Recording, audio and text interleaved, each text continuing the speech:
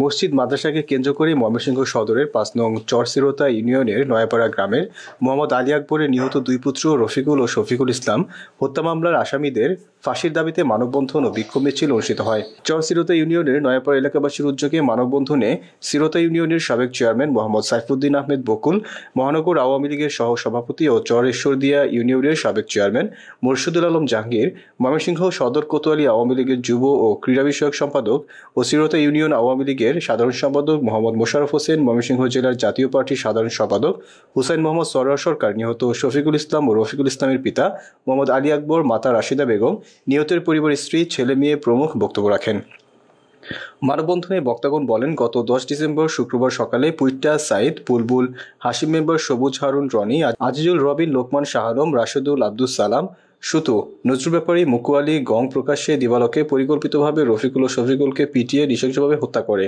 এলাকাবাসীর পক্ষ থেকে এরকম নৃশংস হত্যার তীব্র নিন্দা জানান। পাশাপাশি অন্যান্য জড়িত আসামিদের প্রশাসনের সঠিক তদন্তের মাধ্যমে আইনের আওতায় এনে দ্রুত গ্রেফতার করার দাবি জানান। মানববন্ধন শেষে সিরোতা ইউনিয়নের সর্বস্তরের অংশগ্রহণকারী জনগণ সিরোতা ইউনিয়নের চেয়ারম্যান আবু সাইদ ওরফে পুইট্টা সাইদ সহ সকল জড়িত অপরাধীদের ফাঁসির দাবি জানিয়ে বিশাল বিক্ষোভ মিছিল বের করে। এই ভূমিয়ারের রেকর্ডারি মালিকরা, সাইদের ঘনিষ্ঠ মানুষ, সাইদের দিন রাত্রি সমস্ত কর্মকাণ্ডের সঙ্গে তাদের এই মসজিদ মাদ্রাসার জমি বিক্রি করে খাওয়ার লোভের কারণেই মসজিদ মাদ্রাসার সামনে তারা প্রথমে তারা গাছ বৃক্ষরোপণ করেছেন, পরবর্তীতে জোরপূর্বক একটি চালা উত্তোলন করেছেন।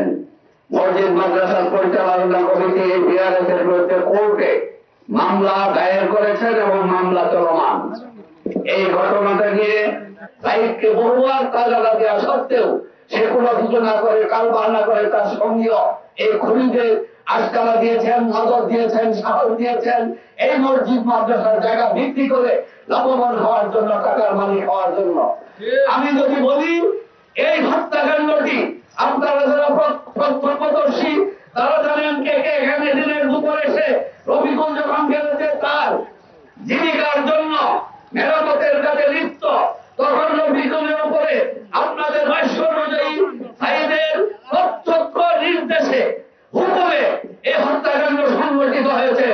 জনাব আবু সাইদ, জনাব শব্দ বলার লজ্জার বিষয়, অথচ জনাব শব্দের অধিকারী নয়।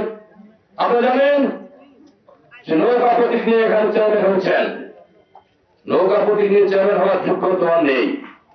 কেমন আসলো সেটা আমাদের প্রশ্ন আসে।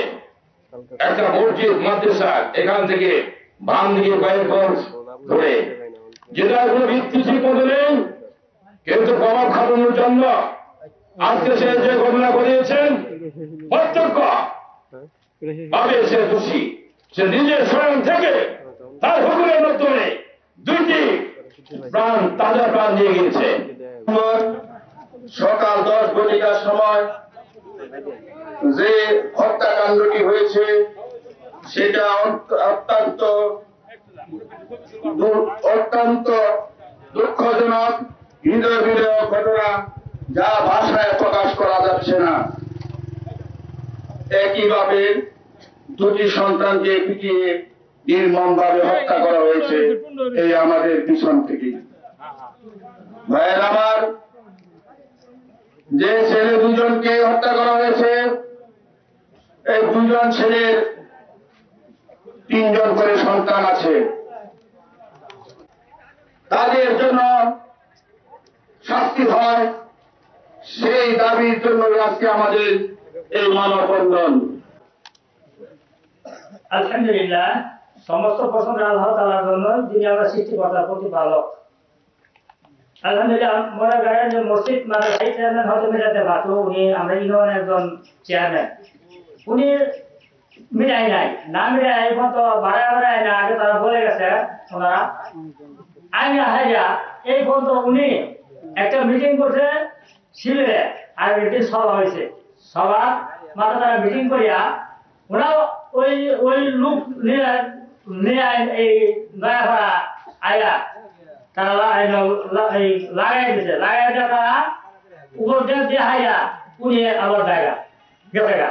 যাওয়ার পরে দেখলাম যে বাকির মতো দাবাইয়া আয় আমার দুই ছেলে শুক্রবারের দিন, শুক্রবারের পবিত্র দিন, এই দিনের মধ্যে আমার ইমাম হাসান মতো আমার দুই ছেলে এবং রক্ত মারা গেছে।